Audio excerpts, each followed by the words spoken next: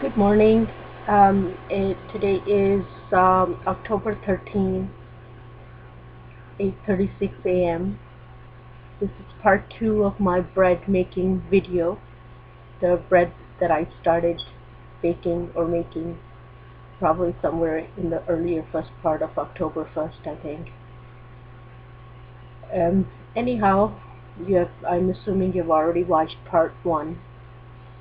So now I want you to show you the fruits of my labor on October 13th. So that's roughly about a week or more in making this bread, and then not wanting to eat it because of fear of too much electricity and radioactivity, and perhaps yeast and bad things in it, or perhaps it not being cooked as well as it should be, so I may get sick.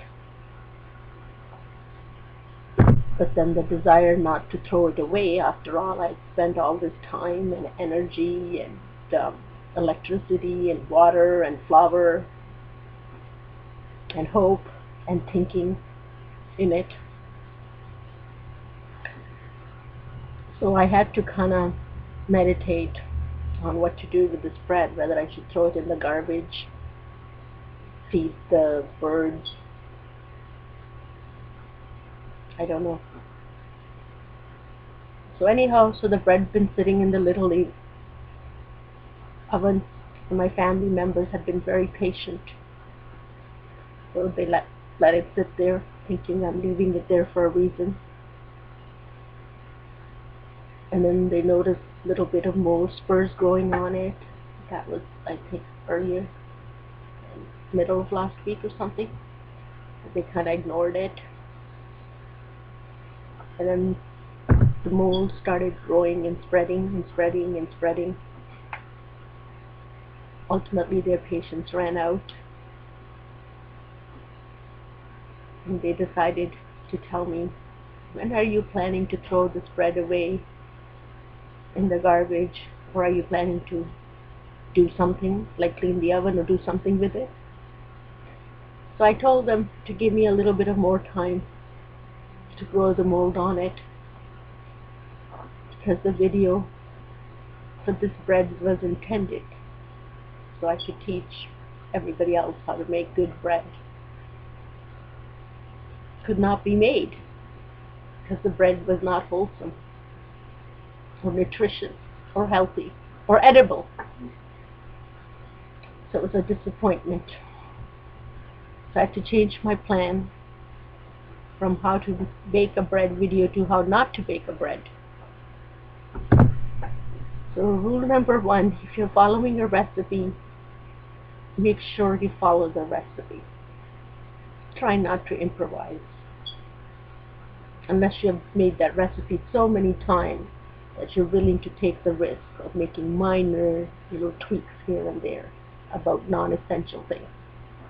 But not things like kneading the dough with hot water or warm water and not cold water.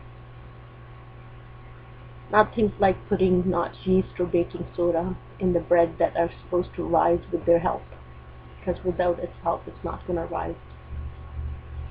Things like checking the oven to make sure it's working properly, not just looks like it's working, not just looks like the light is on and the temperature, whatever thing is working. So make sure your oven heats properly and does work. It just doesn't look like it's working. That's really important.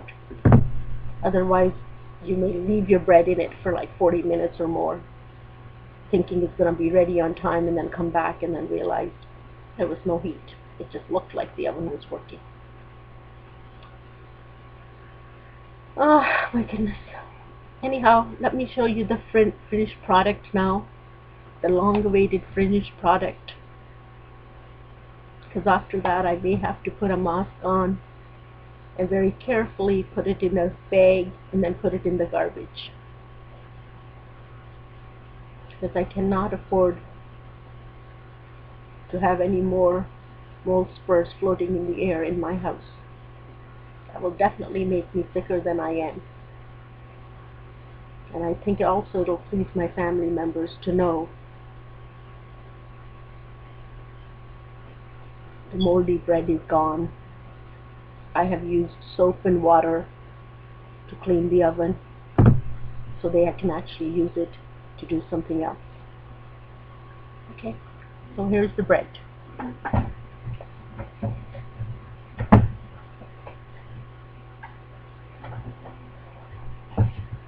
Okay, here. This is the bread. Ultimately, to make sure, or before I gave up of any hope of eating it, I actually sliced it from the middle too, just to make sure there was some cooked dough in the middle. So as you can see, at this point in time, almost a week or a week and a half later, my hard work. You get a good shot, yes, of the white mold spurs, the round ones, yeah, that's mold. And then we have the black mold growing. It's almost like the fur of an animal, so fine, like the white snow that falls on the ground of a very polluted city. So it kind of gets like black specks on it. Oh, there's some yellow in it too now. I don't know where the yellow came in. Maybe it's producing sulfur now at this point in time.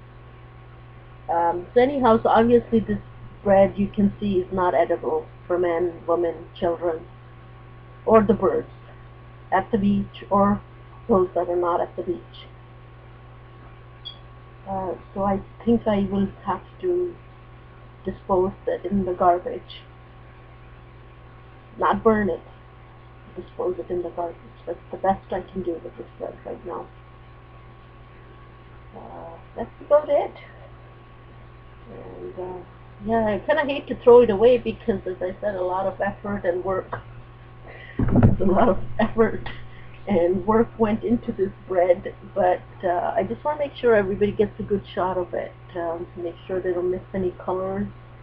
Right now, all I can see is kind of gray, greenish, pinky mold color, white, black color, a little bit of yellow. So, okay, is that good? All right. So just remember, this is not the way to bake bread if you want to have some sort of an edible bread. And yeah, also try back your hair when you're baking bread, because it kind of prevents from getting into your face and maybe hair falling into the food you're cooking. That helps too. So voila, it's finished.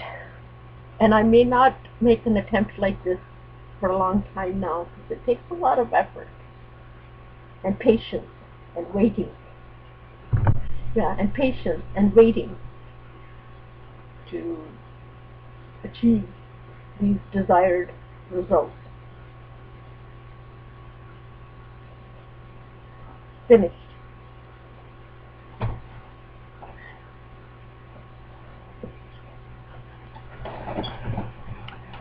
Okay, hope this was helpful. Okay, that's it. Enjoy.